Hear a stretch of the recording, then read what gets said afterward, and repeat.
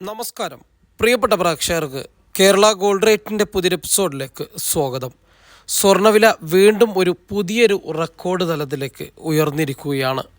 ഇന്ന് മാത്രം ഗ്രാമിന് 45 രൂപയും പവന് 360 രൂപയും വിലക്കയറ്റം രേഖപ്പെടുത്തി.